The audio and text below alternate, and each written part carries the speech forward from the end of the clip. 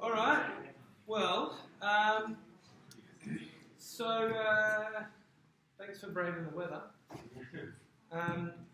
We'll probably mostly plough through Ezra and Nehemiah as if it was the one book. If you've read any of your notes or watched maybe the Bible Project video, you probably will have heard by now that most people think it was just it came as the one work. Certainly in ancient manuscripts, it's presented as the one sort of continuous book.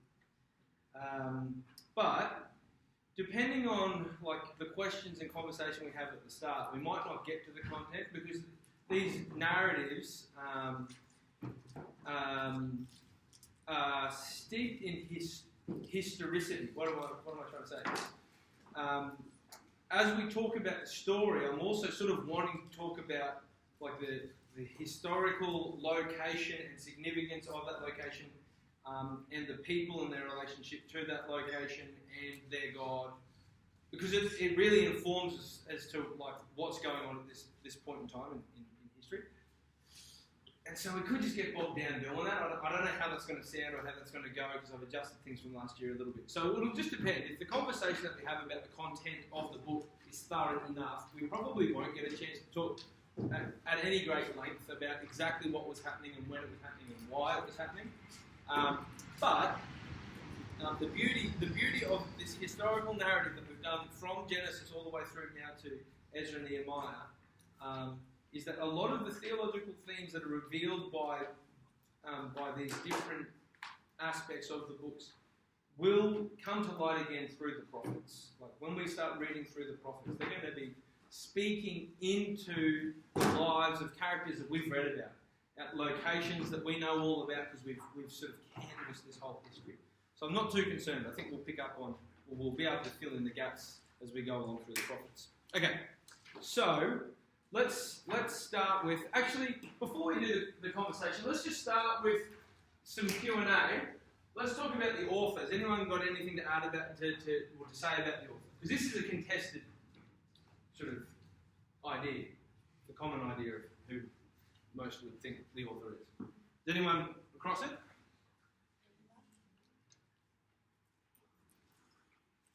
No one? Probably be in the first couple of lines of your learning guide. So most people seem to think that this was written, well, at least both books were written by the same author, and then possibly they also wrote 1st and 2nd Chronicles.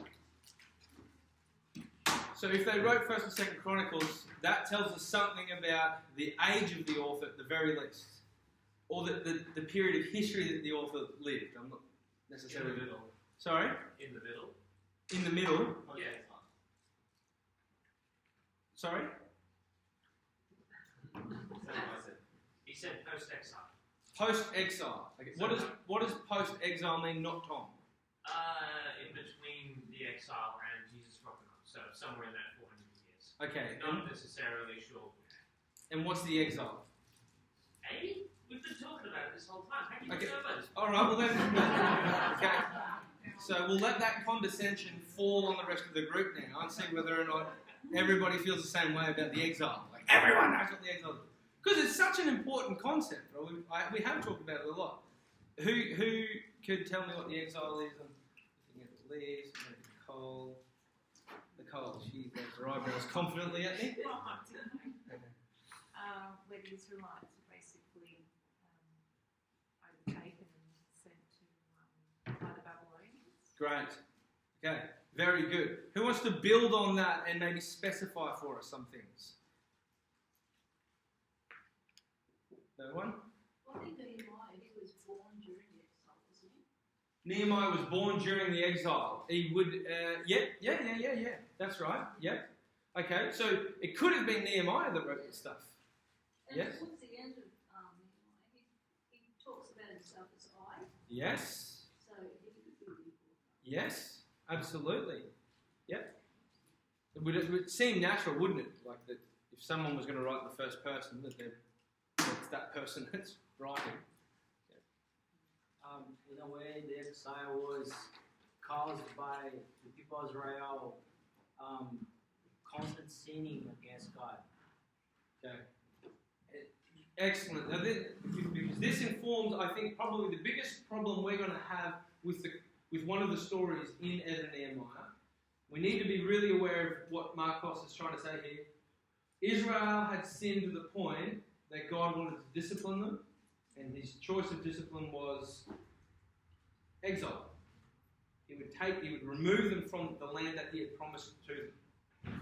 That was a shock. That was a massive shock.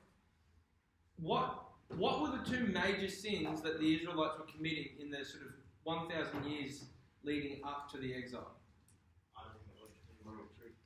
Idol worship and intermarriage or sexual immorality. And they're kind of linked in that it was often marrying with intermarriage with people from opposing nations brought with them their idols, and so people then would start worshipping other idols. But also that the idol worship, in many cases, there was idol prostitution going on as well, and so there was this idea that sleeping with a temple prostitute was worship to a particular god. Okay, so God's gotten to the point where it's like, I cannot put up with this behaviour anymore.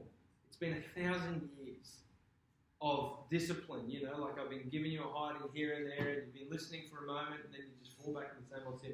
And I need to do something now that's actually really going to rock your world. And so here it is. You guys are living. All right. So the target audience then is, for the dialogue anyway, those things that are spoken by Ezra and Nehemiah and even Zerubbabel and his mate Joshua, right at the start of Ezra, is obviously the people that they're currently with, and that's those that are returning from Babylon to Jerusalem. But it's also then presented and structured in such a way that it's educating a post-exilic group of Israelites, people who are trying to work out what in the world do we do now that we've returned from Babylon to Jerusalem, while Jerusalem looks absolutely nothing like what it used to look like, or what we had been told it looked like. Because remember, for the vast majority of these people, they'd never seen Jerusalem. They'd been in exile for 70 years. So even the ones that had been in Jerusalem, they would have been very young.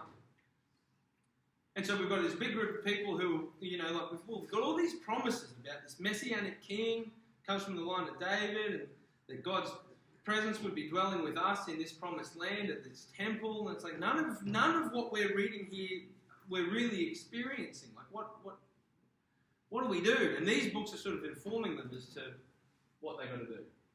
Okay. And it comes in that literary form of historical narrative.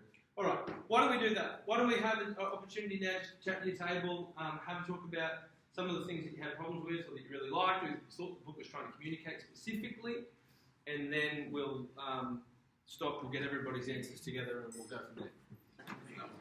Steve Bell's table, because they told me that they've got nothing to contribute. I'm wondering whether or not things have changed.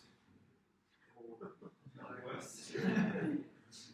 Things have gotten worse, haven't they? We started We were wondering about the divorce thing. Yes. God doesn't like that. Yes. God does not like divorce. And I don't think he likes women and children being abandoned. Right, that's interesting. So Tom's jumping ahead here into an apologetic argument that I might be able to make in a moment for the sake of divorce. And what he's doing is throwing back to an argument that we've made about why it was a good thing for women and children to be subject to a man, even if there were 2 or 3 women married to that man, because he could then look after them. There's no social welfare, and they had no prospects to go and make their own money. So now, potentially there's a big conflict coming when we get into this argument. Actually, no, there definitely is a conflict coming when we get into this argument, because I don't know that anyone's been able to work out that story. We'll get to it, but we'll leave it for the moment. Okay. What do we got up the back, guys? Nedley, you got something for us? He's just Facebooking.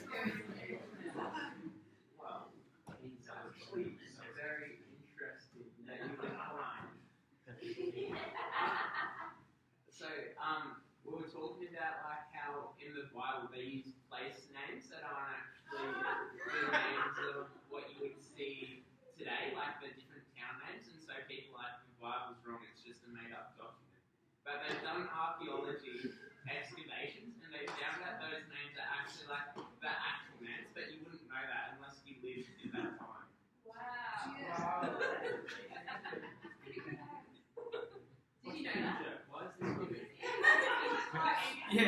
Nathan's like, that blows my mind. This isn't funny. This is awesome. Okay, so what Ned is saying is a true story. Yeah. He might not have known that. You know what that is? That's a great example of what someone recently coined Google knowledge. And Christians are really like, we are like full of Google knowledge, except it's probably more like preacher knowledge. What happens is we hear somebody say something that we like. We don't do any due diligence on it. We just go, yeah, that sounds good. And then we roll it out as if it's something we know. Now, every week that I do this class, I actually have this internal conflict going on because I'm telling you things that I've read somebody else say. Right? I didn't go and do the work on it. And there's a limit as to how much work any one person can do, and I'm conscious of that. I know you guys don't expect that I have done the research on everything that I'm talking about. But it's just important for us to keep in mind that we actually have the primary source in front of us being the Bible. And so if we are falling victim to pride that causes us to want to share our Google knowledge without actually really even knowing it. And that Google knowledge in this context is like preacher knowledge. Then we've got some we've got some bit of soul searching to do. Like it's just kind of lying. Really? You're doing your own research in the sense that you understand the quality or the qualifications of the person. Yeah, of the sort of thing. Sure, yes. Okay, so let me tell you something that might scare you a little bit. Look, anyone that's done any tertiary education, they know this already. But the tertiary education system works a little bit like precedent law. Like if you can go to argue a case in the court of law and your argument has never been used in a court of law before, it's very hard for you to win your case on that argument. But if you can establish that somebody else has won using that exact same argument in the past, all of a sudden that argument carries weight. This is a little bit circular. Academics do the same thing. If Andy Sorden, as an undergrad, went to college and started writing something about Ezra and Nehemiah that a previous academic had not written himself, then my opinion would be disqualified in the marking process. And it's like, okay, but all I'm doing is then just regurgitating what somebody else said. And look, it's not as simple as that, but it kind of is. So I do have to do my due diligence and make sure that I'm reading people who are respected. The problem is that there may be somebody who hasn't had anything published yet who's actually gone and done better work. But because they're not citing somebody who's already been published, their work isn't going to get recognised as readily. It can be, but it can take a long time for that sort of thing to happen. Okay, so the problem with that though is you've got to be careful if you're looking at it purely from a theological perspective or an academic perspective. You beat yourself up going, haven't done due diligence. From a Christian perspective, and this is even more dangerous, I suppose, can be, but there's this the Holy Spirit factor. Yeah.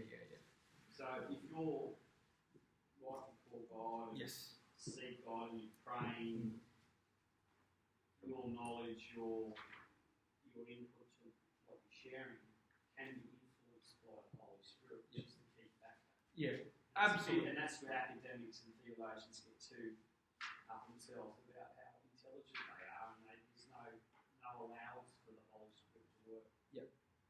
Yes.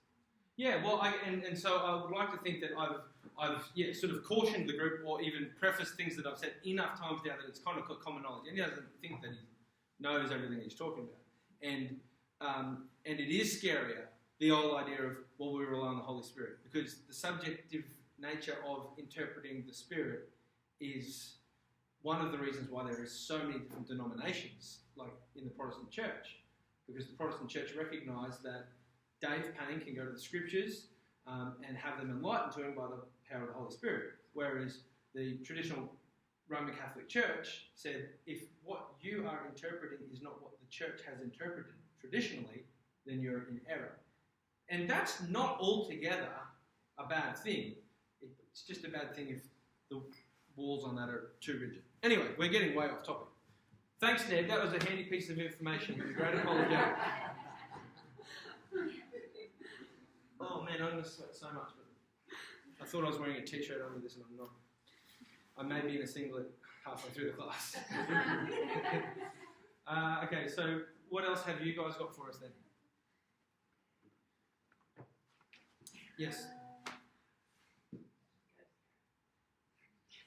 Oh, Sarah is going under the bus. We just asked a bit about why they kept going back to, like, if it was so obvious that the way they were going down was such a signature road, why did they keep going back to it? And kind of talk about time spans between the miracles or the savings that God did. Yep. Also, like, what happens on a day-to-day basis. The exile was pretty obvious with them. The Exodus was pretty obvious with the manna on the ground. Like, were they getting constant miracles per se on a daily basis, or was the intermarrying just a catalyst for fresh dangling things coming in all the time, where they just kept getting distracted? And was it the time frame between God's miracles that contributed to their constant conversion from God? So, am I hearing you correctly? It seems crazy that the Israelites would return to their sin so regularly, but then when you roll it out across the breadth of time, is it not that regular? It's kind of like, well, God saved them, we've had 40 or 80 years of peace, and then it's like there's a couple of generations have passed. And then all of a sudden they fall into their sin. Almost like throwing the Israelites a bone for a moment. It's like, wow. Yeah, trying to humanize. Yes. Trying to justify them. Yeah. Their idolatry, yes. Yeah. But then if it's not, the question still remains. Why would you keep going back? Yeah. Is there anything of your own personal experience that might enlighten you as to how that could happen?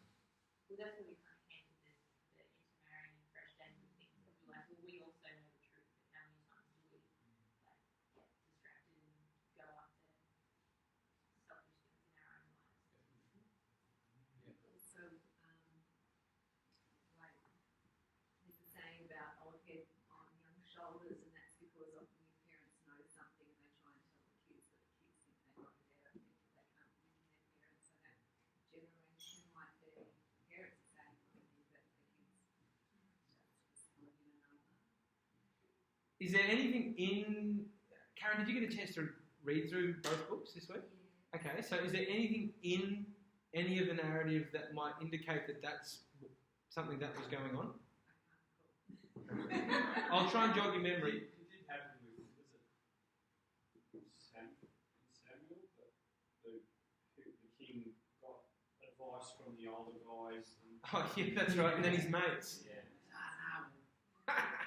That was Solomon's son Rehoboam, I think. Yeah. And That's a classic example of young people giving the wrong advice.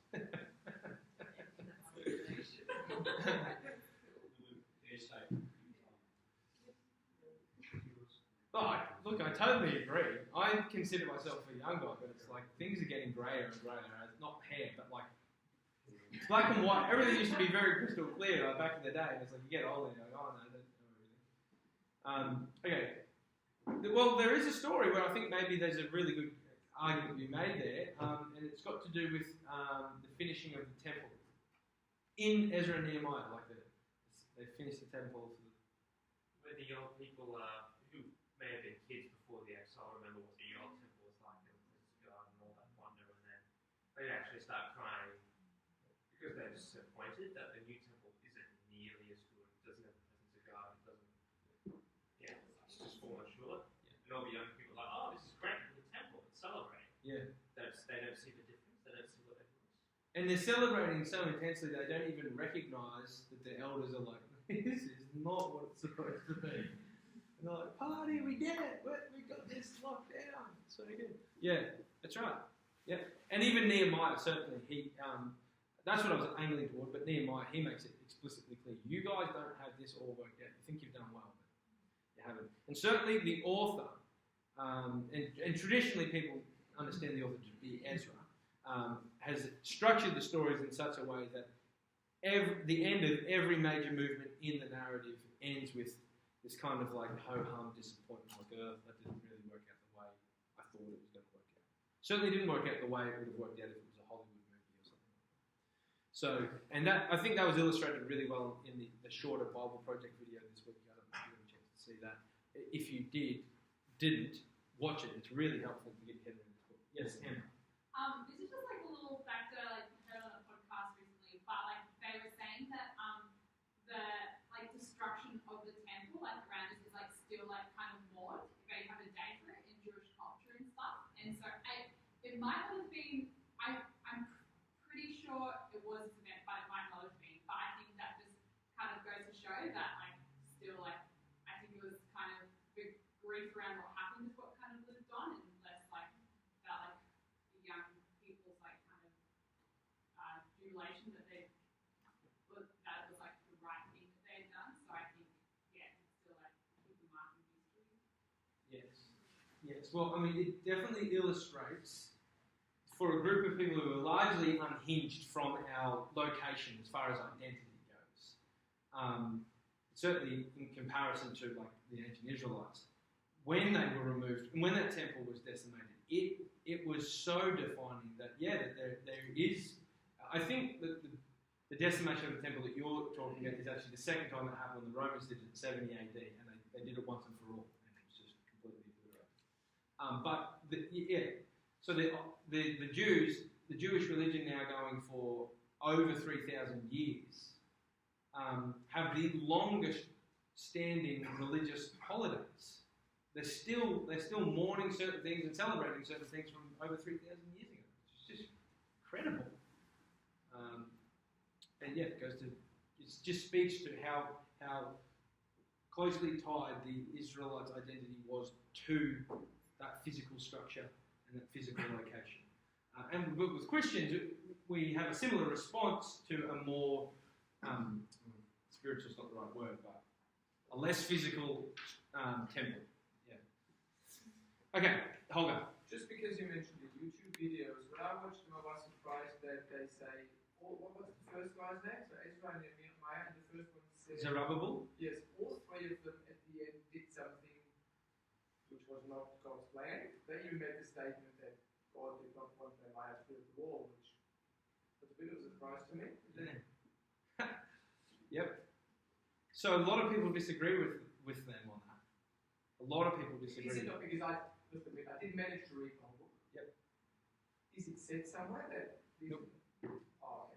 Because the same with Ezra and the temple, they said something like, this is not what God wanted. Yep. Okay, so now this is the tricky thing. Dave and I were arguing about this last week as well. This is one of the tricky things with narrative, especially biblical narrative.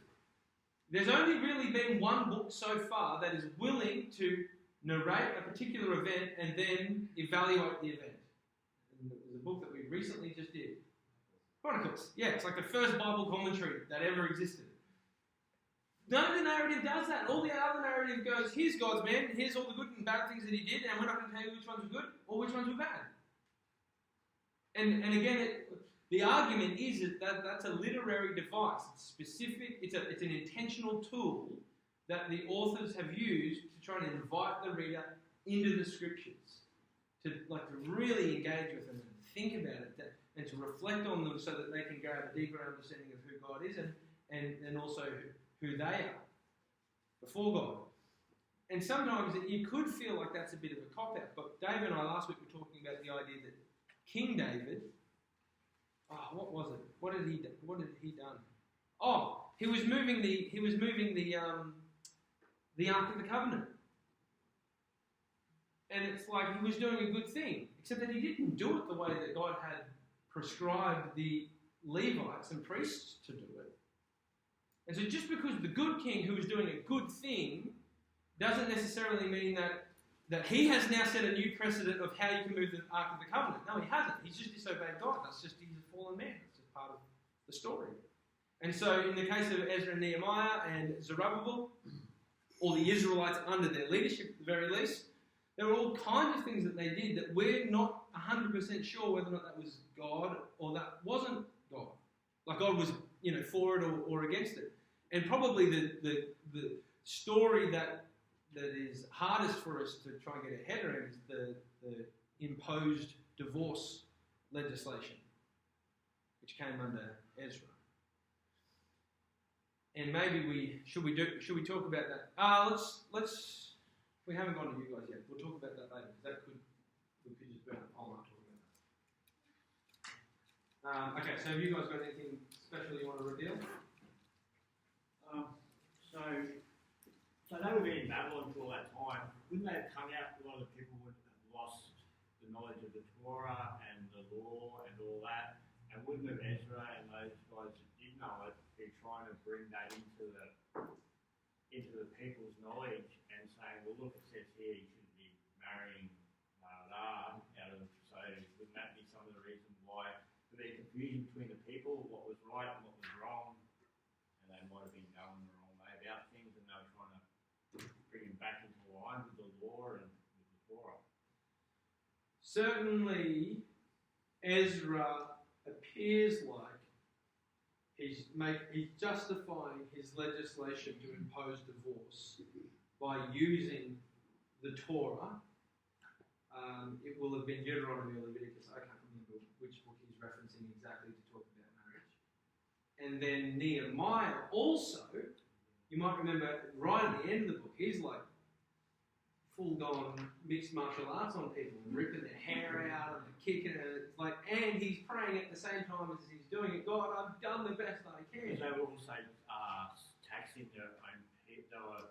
They Yeah, were loaning and getting interest and doing all that, and they were like, you can't do that. And they were like, so the question isn't, was the intermarriage okay, or was the setting up markets on the temple walls okay? Everyone goes, no, that's wrong. What the question is whether or not those that were leading those people did the right thing. Like, was what Ezra imposed, something that God wanted, and was what Zerubbabel or Nehemiah imposed what God wanted as well? And we don't know. Depending on how you read the story, Bible Project guys are really happy to sit in the camp of, no, that's not what God wanted. And that's telling us something. Okay, so let's do it. All right. So we've got this. Oh man, we'll do it when we get to it. Actually, we're going to run through the content because it makes much more sense if we go through the content up until that story, and we'll pause at that story, and then we'll talk about it there. How about that? Good. Okay. All right. Just to bring everyone up to speed, because not everyone is obviously been able to keep up with the reading. But very, very quickly again, the Israelites, the northern tribes. So this is all Israel and Judah. The northern tribes of Israel in 722 BC. Have been attacked and then sacked by the Assyrians, and then sort of carried out and spread out into the Assyrian Empire, and mostly just sort of peter out from existence. Except that they don't, because a lot of them remain in the land, and certainly as we get into the prophets talk all about the fact that God has not abandoned Israel, talking about both Judah and Israel. But that's what happens. The Assyrian Empire does that. The Assyrians don't manage to get Judah. But shortly after trying to get Judah and then retreating, they lose power, and then the Babylonian Empire takes over under the rule of Nebuchadnezzar. Now Nebuchadnezzar, he does manage to get Judah. Okay, so remember, Israel's gone. 140 years later, 586 BC, or between 605 BC and 586 BC, there are 3 exoduses. Where the first one, they take all like the royalty and nobility and the academics, and so the likes of Daniel go. And then the second one, I don't know, they grab some more people, helpful people, workers, that kind of thing, people that are going to be helpful for the building of Babylon. And then they go and grab the last bunch of people once they finally take the city of Jerusalem in 586. They leave behind a whole heap of degenerates and old people that they don't really need in Babylon. The Babylonian Empire, shortly after, it ends, and Tom Boyd's going to tell us a little bit more about this next week, when the Persian Empire, so the Medes and the Persians, they move in and they take over all of the known world. And under a slightly more chilled out, is it Darius? Cyrus, king of Persia, he says to all of the Israelites and every other exiled people group that had been taken from their homeland, I want you to go back home. And I want you to set up whatever religion you had going. And I want you to get your economic system pumping. Because there's two things that I want. One is I want your taxes. That will be helpful for me. You know your land best, so you go back to your land, you get it working, you get your economy cranking, and we'll take the cream. And two, we need you to go back to your temples and to your idols, because I need to make sure that I'm in good with all of the gods. And so this is like an edict. This is a law that Cyrus makes, and someone will be able to tell me what's the saying about the Medes and the Persians. You can't go back on the word of the Medes and the Persians. It doesn't get used that much anymore. Obviously, no one in here knows about it. Anyway, the Medes and the Persians had a rule. You make a law, there is no going back on it, and that's important to understand for understanding the book of Daniel and also Esther. Okay, anyway. Cyrus says, okay, Israel, you get to go back. And in fact, he actually puts it on a cylinder that was excavated out of Iraq in the 1800s. So Babylon, the city, is where modern-day Iraq is. And so they start digging around the old ruins of Babylon. And sure enough, they find this cylinder, which is the very edict that has existed in our scriptures, right at the top of Ezra, for, 2,500 years. Which is just fascinating. And we'll ask Ned more about that later, because he knows all about ancient archaeology. Okay, now, here's the thing. Cyrus, King Cyrus of Persia, he thought much like a lot of modern people think. The idea that God is kind of, certainly his God anyway, sat at the top of a hill, and all the other gods, so his god was Murdoch, I think it was called. That was the Syrian one. Cyrus had Ahura Mazda. Okay, what was his name? Ahura Mazda. Ahura Mazda, really? Yeah. I thought it was Marduk was one of the Assyrian gods, that their chief god, which Assyrians made the Babylonians worship. Ah, okay. And then have you heard of Zoroastrianism? Yes. Ahura Mazda is the god of Zoroastrianism. Okay. Which is like the only other non-Abrahamic monotheistic religion. Yes, the one that taught us all about hell. Do you know that? Zoroastrianism, maybe. That's where we got the idea of hell from. How much have we talked about hell from Genesis to the end of Ezra, end of Nehemiah? Does it come up in the Psalms at all? Hasn't come up at all yet. I found interesting that in Chronicles, I think was the first time that I saw Satan. Yeah. Well, right. So where was the first time? Yeah, that's a really good point too. Satan. Oh man, geez, I could send you some good videos on this. Right. So we can't put Job in the conversation just yet, Tom. Thanks very much. You see, Job's either the most recent book ever written or the oldest book ever written. And the reason why people like it to be the most recent book ever written is because it supports the idea that a post-exilic man became familiar with the concept of hell, because everything that we've read up until this point, no talk of hell. We hear a lot about heaven and earth. Not much about heaven and hell. We could do so much on that. If you're interested in finding out more about how it is that we today talk so much about hell, ask me, I'll send you some links. Okay, here's the thing. Irrespective of whatever god it was, Cyrus thought that his god was the god, but all the other gods basically led to his god, or in some way were subservient to his god. And this is a really common way of thinking. You've probably heard a phrase like this. Look, all religions are basically the same. It's kind of like God is at the top of a mountain, and all religions just sort of chart a different course to the top of the very same mountain. Have you heard those sorts of arguments made before? Yeah, right, okay, so we'll talk about the elephant as well. The blind man walking around. Here's a very simple apologetic that could be used in your workplace. So long as people are interested in sport. But you can apply this to, I guess, a number of different things. When anyone ever says to me, all paths basically lead to God, if it's a surfer, I'll say something like, yeah, it's kind of like boogie boarding and surfing are exactly the same thing. And if they're a surfer, because I don't talk to boogie boarders, they will get indignant straight away. But if you were to ask like somebody who knows nothing about surfing and nothing about boogie boarding, they'd probably just go, oh yeah. A really good one is to say that AFL and rugby league are basically the same game. I mean, they've got the same shaped ball, and there's two teams of men who like to run at each other as fast as they can and run into each other as fast as they can. And you're only really allowed to hit the guy that's carrying the ball, but that guy can kick the ball and pass the ball, and he's got to try and get the ball to the other end of the field. And if he gets to the other end of the field and across a line or through some posts, like he's going to get points. Like both games are essentially exactly the same thing. Now again, somebody who knows nothing about football, that's like, oh, it's a pretty convincing argument. But anyone that knows anything about NRL and AFL knows that AFL might as well be a child's hobby. Like, it's just not even comparable to rugby league.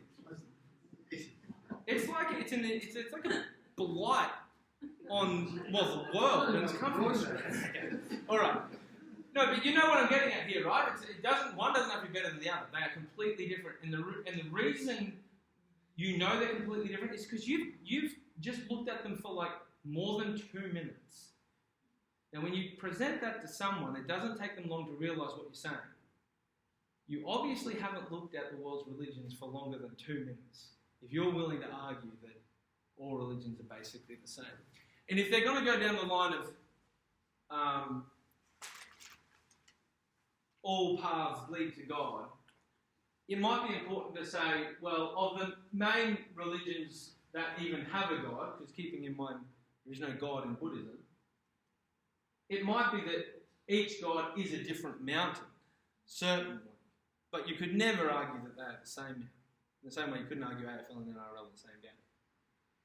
But the one defining difference between all the religions is, and something that you've got wrong if you think that this is an endeavour to scale a mountain, is that while in Islam, yes, you do need to do certain things to get to the top of that mountain. Or even as a Hindu, there are certain things that you need to do to get to the top of that mountain. Christianity is utterly unlike any other world religion because it's got nothing to do with you or I trying to get to the top of the mountain. But it reveals a God who ran down the mountain to be with his people. And at that point, it creates just enough of what shines just enough of a light on the difference, like the radical difference between Christianity and everything else, that you might be able to start in on a helpful conversation. Another common one is the idea that, God is kind of like an elephant. Human beings, we're just all blind people standing at different areas around the elephant trying to get an idea of what God is like. And so, there's a blind guy or someone with a blindfold on who's standing at the leg and God is like a tree trunk. God's a tree trunk. And then there's a guy standing at the tail, like, oh no, I can feel God and he's like a rope. And then there's someone on the ear who's like, oh no, God's a fan. Look, he's a fan. Now, the hole in the logic here is that whoever it is that presents this argument assumes that they're the only person that doesn't have a blindfold on. See, they're saying that all of the religious elite, time immemorial, have had blindfolds on, but I don't. And so there is what's the word called? It's an argument of non-contradiction. Is that how you phrase it? It's saying that human nature means that we are stunted in our capacity to see God. Except then, if that's the case, then you are also stunted, O wise sage, telling me about the elephant, is your capacity to be able to see God. So the argument actually doesn't go anywhere. And this is what Cyrus's problem is. He thinks that by sending everybody home, if they were to pray to their God, that he in some way is going to be blessed. And Tom is going to tell us that it does not take long before the Persian Empire actually comes a buster at the hands of another ungodly man. So all the prayers of those people amounted to nothing. Right, so we've got the captivity, or the exile, Israel are living in Babylon for 70 years. I heard up at the back table someone telling us as to how it is that we know that they were there for 70 years. Yes, there's a prophet that we're going to read about, and he'll tell us why they were there for 70 years. And so under the leadership of Zerubbabel, or as the Hebrews would have said, because they pronounce the B's a B, Zerubbabel, there's a bunch of Israelites that go back with the blessing of Cyrus to go and rebuild their temple. Now, we've got Cyrus saying, go home, do your thing, and here's a whole heap of treasure for you guys to rebuild. What does this remind us of? The folks leaving Egypt and they take a bunch of treasure with them from their great neighbours. Okay, so we have talked for so many weeks about this design pattern, and we're finally getting to a book here now where that's actually going to mean something more than, oh, that's interesting. Way back in Exodus, where we learnt that the Israelites, after the 10 plagues coming upon Pharaoh and his people, were allowed to leave via the Red Sea. They were not only allowed to leave, but they were blessed by Pharaoh with a whole pile of gold and silver and sheep and cattle. And it was a foreshadow for something to come. That at the second exile, which is exactly, or the second Exodus, which is exactly what this is, where they exit Babylon and make their way back to the promised land, God's punishment on his people that he promised would come if they didn't obey would be superseded by another promise that comes again and again through the prophets, which is that I will never ever leave nor forsake you.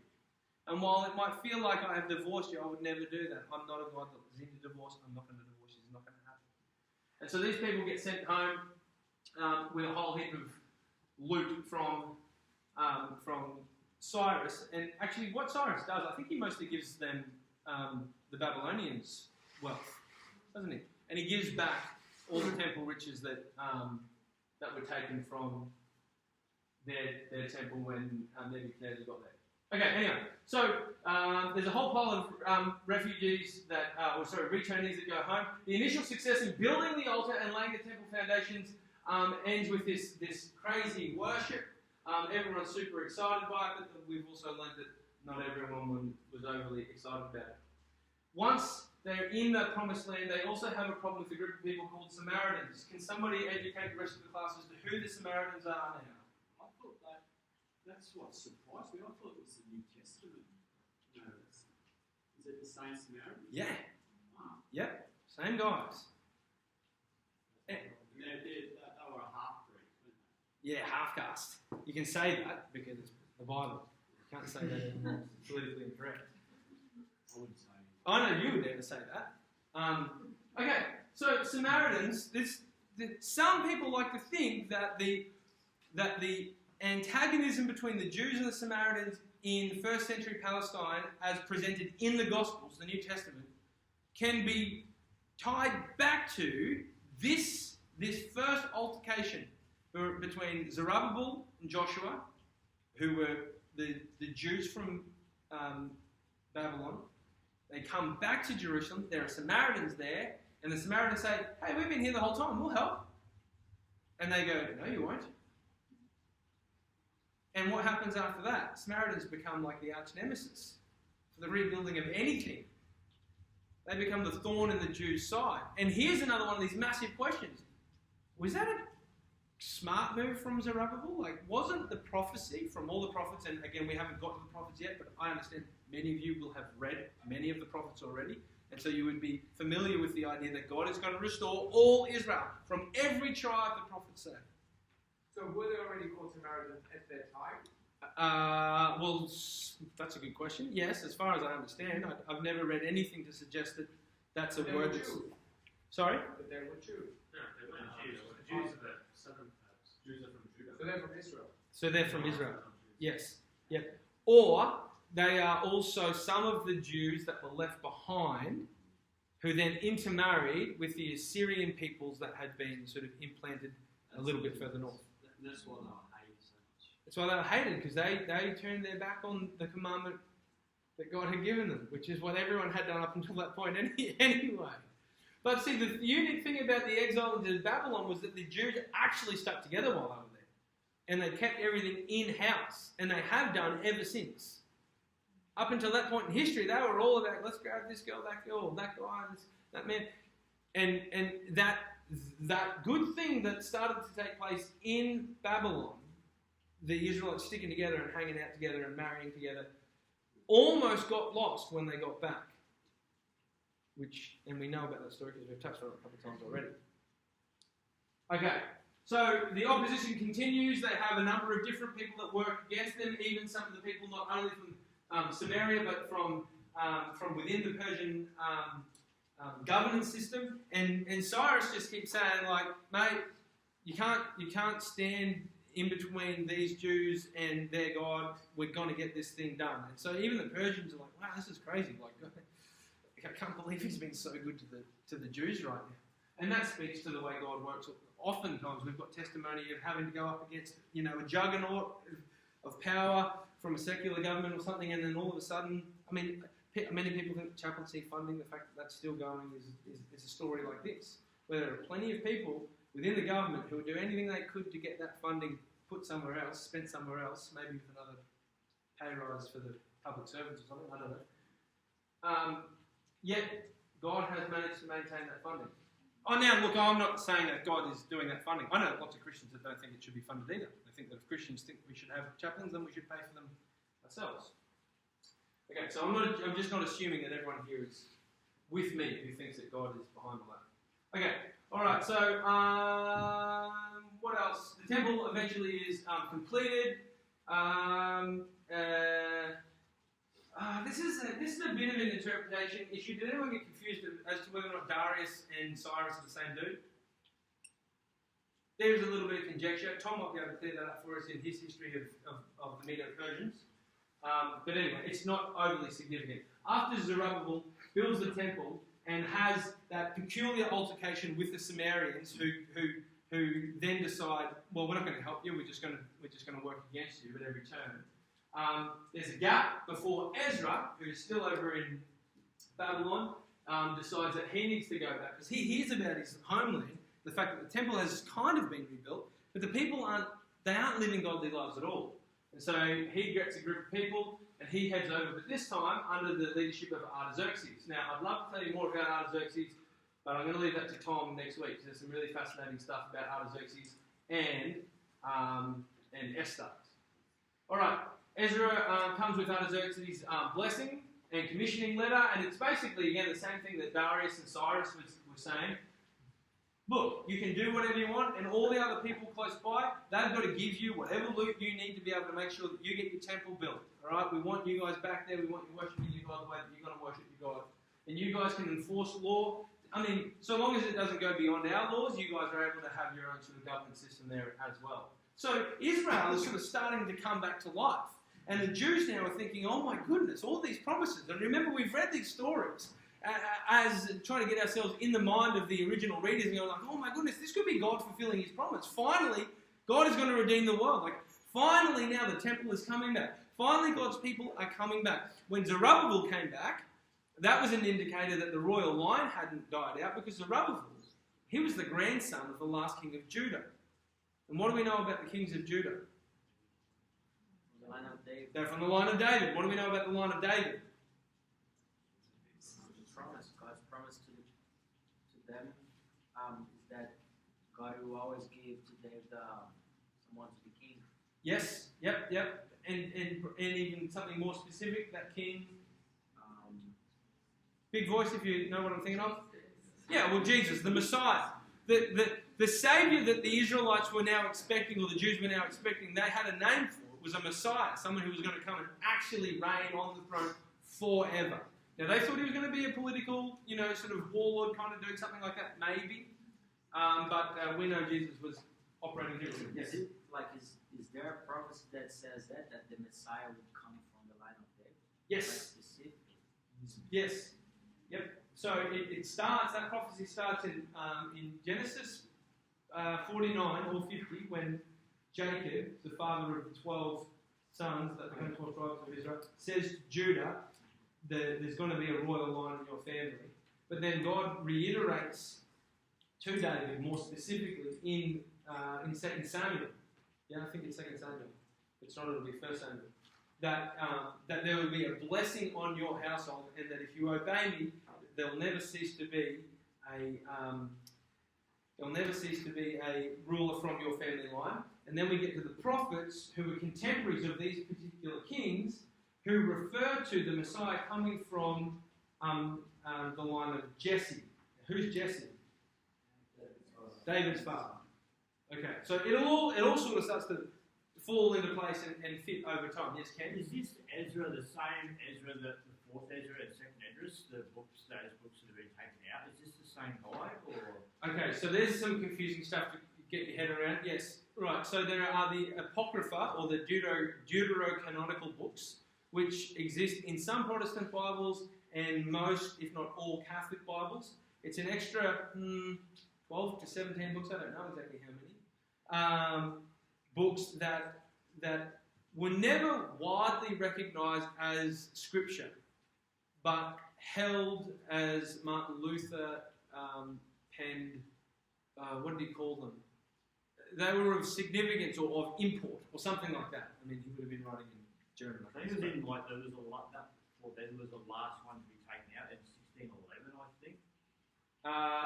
Well, that was about the time of the Reformation. Yeah. So no, I don't think it's the same Ezra. No, but I haven't read the book, and we should read these books because the church, for all of church history, they were considered helpful books. They were just never considered. There's a lot of they talk about Messiah. Yep. In that they're coming, and I just wanted to just follow through with the same one. Yes, couldn't help you. Sorry, mate. Yep. So there might be someone in here that could, but everyone's pretty quiet. Ned might be able to tune you up a bit later on. Okay. Sorry, Ned. All right. Okay, so Ezra is able to lead a little bit more reform. Before he takes off, though, it's interesting to note that he's conscious of the fact that the temple has been rebuilt, but the Israelites aren't really, or the Jews aren't really doing what they should be doing. And so he goes and musters up a whole pile of Levites. He realises, we don't have any priests over there. Let's go get some priests. I think he can only find 38, I think the number is, of priests that will be able to get over there and actually sort of help reform the temple worship. When he gets there, though, he comes under a bit of duress. He faces his own obstacles, and the big one is that the Israelites have been intermarrying. Okay, here's where we'll stop and do this as quickly as we can. So, what was the sin that led the Israelites ultimately to be exiled off to Babylon? Idolatry. What was the sin that most commonly led to idolatry? In a marriage. How long had this been going on? A long time. 1,000 years. Okay. So from the time of Moses at around about 1500 BC, right through now to about 500 BC. So around about 1500 years in a marriage.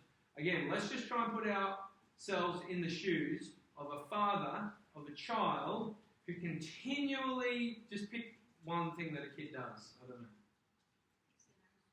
Yeah. Something worse than picking your nose, because I don't think there's anyone like that person. Sorry, steals. Okay, steals the siblings' toys. Yeah, steals the siblings' toys and ruins them. So steals the siblings' toys and ruins them. And so, let's say 3 days out of every week, this particular child gets caught red-handed, stealing another Barbie, ripping its head off and throwing it in the bin. And this has been going on for a whole year. This dad's like, 3 days out of every week, I'm just letting this kid. It's been going on for a year. Then it goes on for 3 years, and then 10 years, and then 20 years. This kid's now stealing his siblings' cars and crashing them. And this dad's like, this has been going on for 20 years. And every time he gets caught, this is the line he feeds me. I'm really sorry. I'll never do that again. And dad's like, son, you don't understand. If this happens again, you're going to jail for 70 years. I won't do it, Dad. I won't do it. I promise, Dad. The next morning, he gets out, he's stolen his dad's car and crashed it. That's it. You're off. 70 years. So he goes off for 70 years. That's a long time to go to prison. All right? I get it. People were there for 70 years. It's a long time to be torn away from their promised land. The moment they get back, they go and steal someone's car and crash it. And Ezra is just like, what in the hell are we going to do about this? So he prays to God. He gets on his knees and just like, God, what are we going to do? Now, decision time. Do we try and work with these women that they've married? Or do we bite the bullet, do something that for the rest of all time, people are going to be confused about? But we are going to doom these women and their children to abject poverty for the sake of your people and its purity. I'm not arguing one way or the other. I'm just trying to put myself in the shoes of Ezra. What do you do? The scriptures don't say that God said. In fact, it sounds like the elders sort of have a chat to Ezra and say, this is, I reckon, what we should do. And again, the scriptures are a bit vague. It doesn't say what God wants here. But what we do have in our scriptures, and this is why it's so important to read the whole thing, is the book of Malachi. And Malachi is a prophet who was a contemporary of Ezra. And Malachi makes it explicit in his prophetic writings that God will not tolerate, that's not what he says. God does not like divorce at all, one bit. Not interested. That's not how we do things. So what we've got to do as Christians now is weigh up what God was saying through the prophet, and whether or not there are periods of time, there are moments of time where God allows for things due to the fact that it's a fallen world, and He's willing to let a generation of women and children suffer for the sake of the rest of the world. I don't know. Certainly the Bible Project seems to suggest that Ezra maybe made a bad call here. And in the bad call, it's reminding us of an emotion or a feeling that we should have felt countless times over the reading of the whole 17 history books, which is, maybe this is it. Maybe they're going to get it right. Maybe God is going to be able to fulfill His promise, and then, not here either. Now, if that's the case, what's that telling the original audience and us, the author, reader? It's pretty much nothing that can work at this point. Yep. That's a bit hopeless. I want something a bit more hopeful. Yeah. Something utterly different has to, something that we're not thinking, something that we're not expecting has to come and fix this. Because we've seen every single possible way that anyone could ever try redeeming the world, and it just isn't happening. Maybe that's what the book's trying to tell us. Or maybe it's not. Maybe it's saying Ezra did the right thing. Just for the sake of God's people maintaining purity. It's like the dad who's brought the kid out of prison after 70 years and 20 years before that of every other day of the week disobeying him, seeing him go to take those keys and running in as quickly as he can, getting those keys and throwing them in the river. Well, can't use the car anymore, but that's worth it. Just so this guy doesn't blow it. We cannot risk blowing it again. And what's fascinating is that for the rest of human history, the Jews have never, ever gone back into idol worship. The one thing for 1,000 years that kept getting them unstuck, that almost happened the moment they got back to the promised land. Now, like religious Jews, Orthodox Jews, aren't getting fooled into any of the ancient,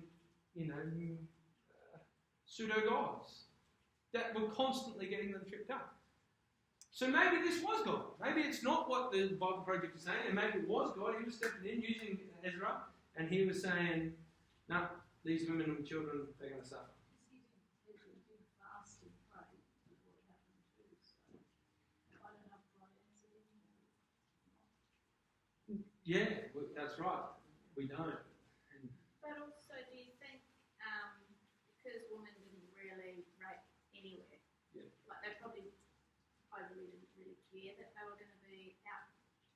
But in the scheme of things, they would have gone, well, they're only women and children. Like a lot in the Old Testament, they were like for bargaining and sort of thing. So it probably didn't really concern discerning that much. Yeah. Okay. So I think we've got to be careful. Maybe that's like it. It's pretty out there, but Yeah, like what we've got to be careful is to not think that because women and children didn't have the same rights as men, that they weren't valued. Women were highly valued. They were highly loved. A good husband loved his wife in the same way that any husband today would love his wife.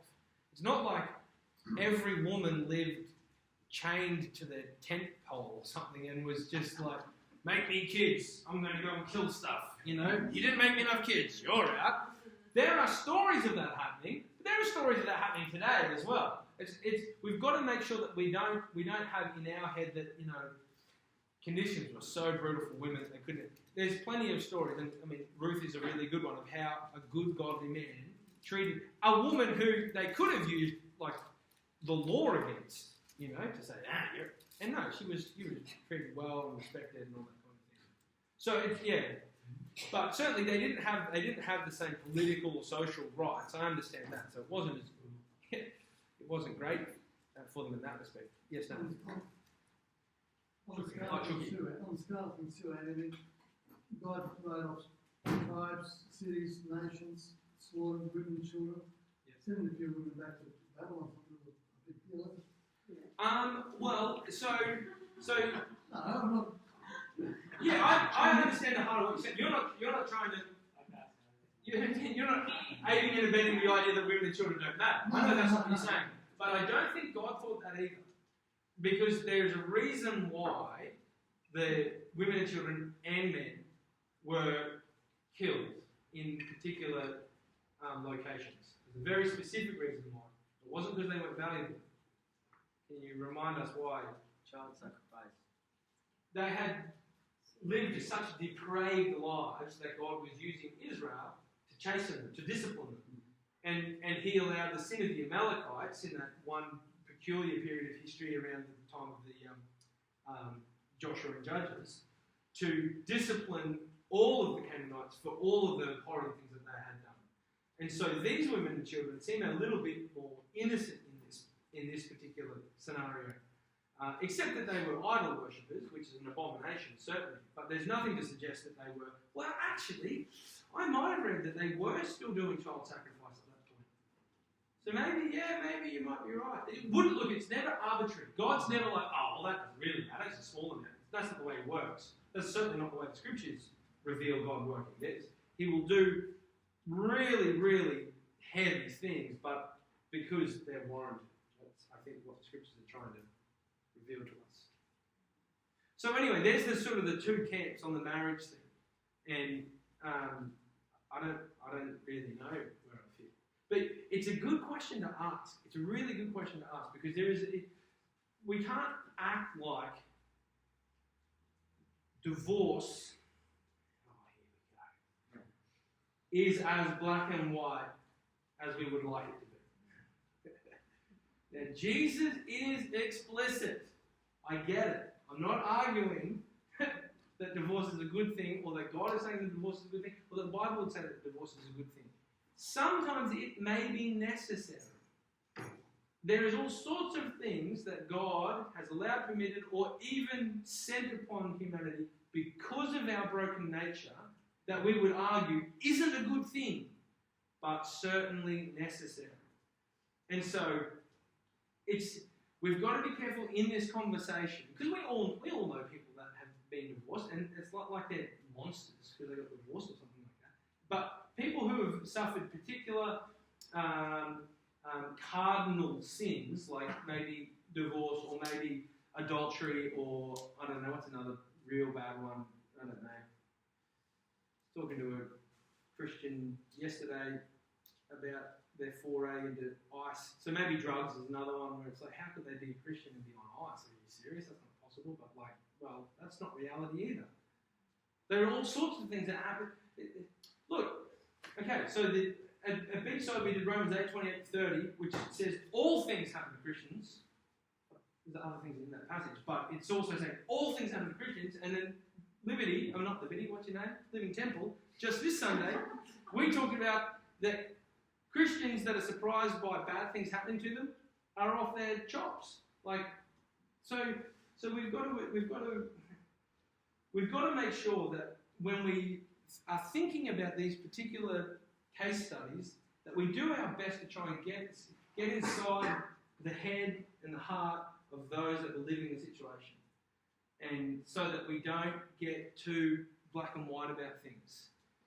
Now, you guys know I like a bit of black and white. I'm the compartmentalised guys. Get it structured, get your tick boxes. But I'm also learning slowly that it just doesn't always work like that. And so, yeah, I think it would be foolish to come into a story like this anyway and say, oh, look, there's absolutely no way that God was behind this divorce stuff here. Absolutely. Couldn't be possible. I don't think that's treating the scriptures with the respect that's required. Even if you're right. Does that make sense? So good. This is all my opinion. I'm not speaking for Beachside or Living Temple. This is just Andy saying stuff. So you can totally disagree and not hold Dave and Jess or Nick and Susie accountable for anything I say. Okay. Finally now, Nehemiah, after Ezra has been in, he finds out that the temple, it's back, it's not doing great though. The people, they have reformed to a degree, which is really good, but there's a problem. The wall needs rebuilding. And so he's the cupbearer to another Artaxerxes, and Artaxerxes sees one day he's pretty downtrodden. He goes, what's wrong with you? And he does pray. Kelly was mentioning before that Ezra doesn't seem like maybe that he prayed and fasted in the same way that Nehemiah did for his town, but Artaxerxes says, look, Nehemiah, you can go back as well. And you can go back with the same kind of blessing that every other people group does when they return from some kind of exiled state. Here's a whole heap of really good stuff. So here again is this God that just wants to bless his people, even if they've been disciplined. So the reconstruction of the wall begins. Beachside, a year ago, and now probably did a whole series on this, so you guys are really up to speed with all that took place on the rebuilding of the wall. But there are still questions about whether or not what Nehemiah was even doing was what he was meant to do. Now, reading the narrative, we go, yeah, he just did what he was meant to do. He was meant to go back and rebuild the walls. The walls were there at the first place, and the prophecy has been that God would, always maintain a remnant of his people, and so for them to be maintained when they come back to Jerusalem, they've got to have the wall for protection, except that all the prophecies, when they talk about the new temple, they talk about the new temple being something that people from all nations can be a part of. They talk about the idea that the temple, actually, that the life would flow from the temple into the whole world. That the temple is so much more than that old brick shack that David wanted his son Solomon to build. And that's informing us something again, this group of people who have come back, who are waiting for the promises of God to be fulfilled, are thinking that in their own strength, they are the ones that are going to be able to sort of, not trick God, but, cause God to return. But God had a completely different plan all along. And again, this is just so applicable for Christians today who I don't know how many ministries that I've read about or heard about or even been invited to get involved with that think that if we can just get A, B, and C done here on earth, God has to come. It's like, oh man, you've got to be kidding me. Like, you read the Bible to find a strategy to make God do what you want him to do, completely ignoring that the whole Bible reveals a God who's not going to do it the way you think it's going to get done.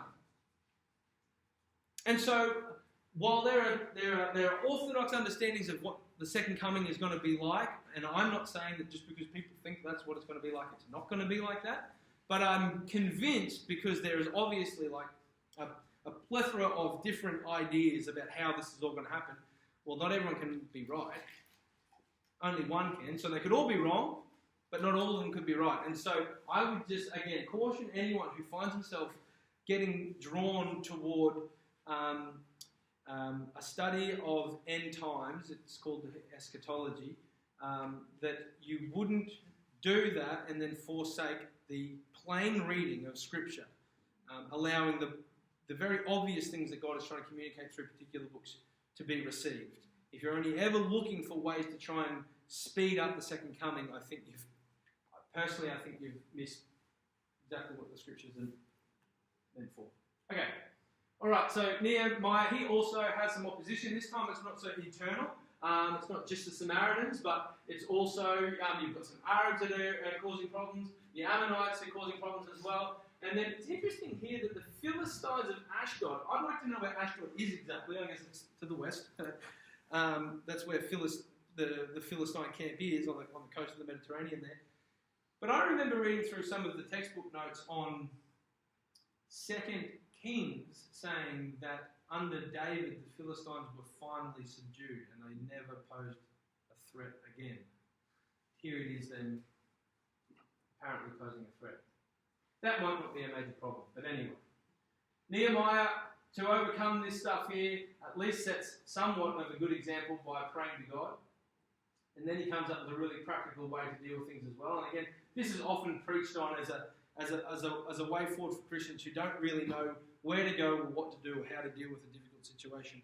You pray as if everything is dependent on God, and then you act as if everything is dependent on you.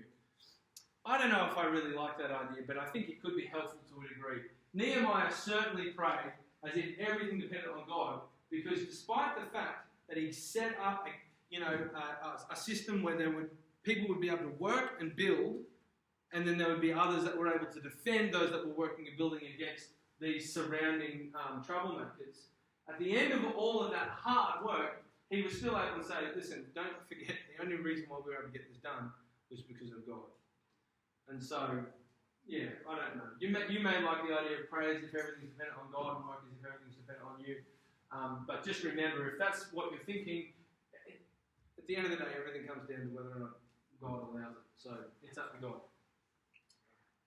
Okay, so we get a little bit of economic reform here, and this, I think, I reckon any one of us could run for office, some kind of political office, and get in if we just did this one thing that Nehemiah did. He knew that that the Jews were struggling financially, but he knew also, as someone sent by Artaxerxes, that he had certain privileges. He was afforded certain rations to eat, but also a really good pay packet. He just said to the people, until you guys are sorted, I'm not taking any of these benefits. I reckon any old hat could get up and just get on TV and say, listen, here's what I'm going to do. Us politicians, we're not getting anything but minimum wage until everybody else's lot has improved. You can get voted in straight away. It might do a good job because it might bring the country to economic ruin. But the fact is that there's a principle here. Just because something is legal doesn't make it right. And I'm amazed at how many times I've had conversations with God-fearing Christians who have argued their sinful behaviour on the basis that it's legal. And this is an easy one to get, car accidents are the best example of this, I reckon. So, there's a rule in Queensland that in a parking lot, I don't know if this applies on the road, but certainly in a parking lot, if you are behind a car, even if that car reverses into you, being the car behind, you are the one that's liable. And so the reason for the law is that oftentimes people will follow people into a car park too closely. Someone wants to drive forward and then reverse into a car park. And there's a number of accidents that happen when the guy behind makes it too hard for that person to get into the car park, so isn't keeping it enough of a distance. And because they haven't kept enough of a distance, which is a rule, we've all got to do that on the road. I don't know whether or not the cops hold us to that. But anyway, there is a rule that says you've got to be a certain amount of distance away from someone. I think you've got to be able to see the wheels of the car in front of you, the back wheels. Because they're too close, it is their fault when this car reverses back into them. I think that is utterly ridiculous. Now, I've never been the guy behind that's got reversed into, so I don't have what do you call it? An axe to grind here. I just think that is so ridiculous. If you're not able to look behind to see that there's a stinking car behind you, then you should be the one that pays for the fender damage on their car. So if I was ever in that situation, and maybe I will be one day, I don't know. I would like to think that I would have the integrity to say, I know The law says that you should pay, but I'm actually the one that's at fault here and I should do it.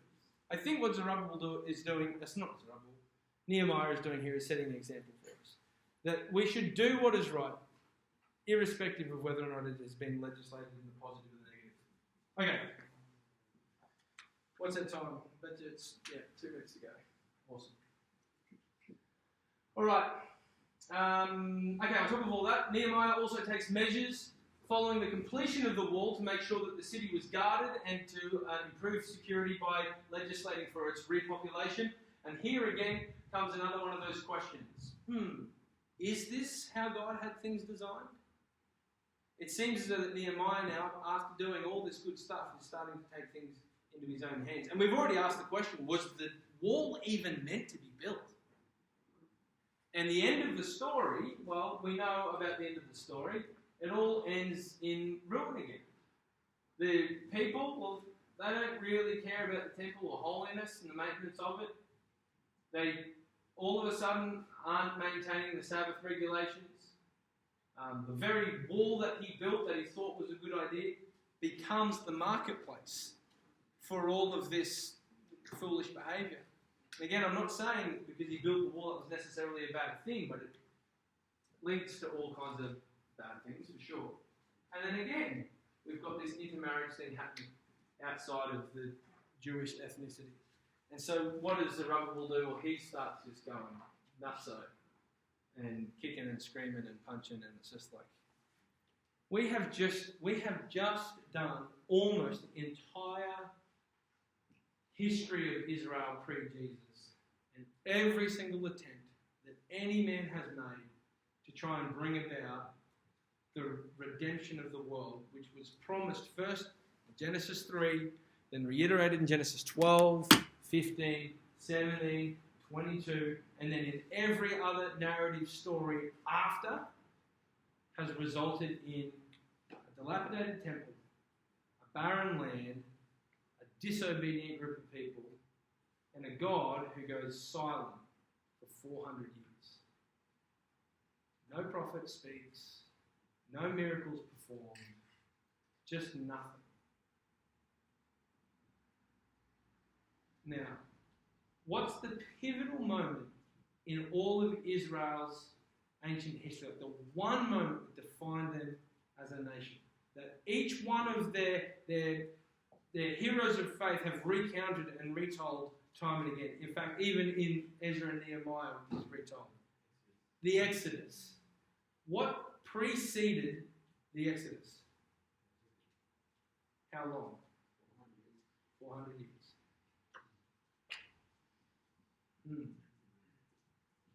400 years, nothing happens, and all of a sudden, a whole nation is birthed like that. They walk through the sea, they are baptized into a new covenant law, a new relationship. 400 years later, all right, okay. We can just read the New Testament if we want. And there's going to be some good things for us there, absolutely. For the vast majority of Christians, that's more than probably what a lot of Christians do, as far as the Bible reading goes. But conscious of what has happened in our history, being part of Israel's history, being grafted in as part of Israel's history, what you can receive now from reading the New Testament will be on another level. I don't know if anyone's experienced that. We've started to experience that. But at a devotional level, going through the scriptures of a morning or something, reading things and hearing the ancient writers refer to things of the Old Testament, and it's like, I know what he's talking about. I actually know the example that he's trying to use here. I think the input is just, it can't be overstated. So, we're going to do Esther next week. Beautiful story. Then we're going to go on a 2-week break. And then we're going to get into the poetry books and the prophetic books. I'm really hoping that for those that have been struggling, and it's like, man, this has been a mission just to get this far. We're only halfway through the year, halfway through the Old Testament. I'm really hoping that you guys can prioritise this. It's not for me. I love having lots of people here for sure. It's really good. I like that. But I really truly believe that this is so important for us to be able to have a good, solid, firm foundation of understanding how it is that God has revealed himself through time and through history, because it actually helps us make sense of why it is that Jesus did what he did. It helps us make sense of why he did any of the things that he did. So I would just encourage you guys, if you're on the edge, you're like, I'm thinking maybe next term I'm just going to take a breather. That's fine. I don't want anyone to feel obliged because I'm asking you to, but I would like an internal obligation to manifest and be something that would motivate you guys to continue the reading, continue turning up on Monday night. So you're doing awesome. One more week, Esther next week, and then we go on a break. But as for tonight, we are done.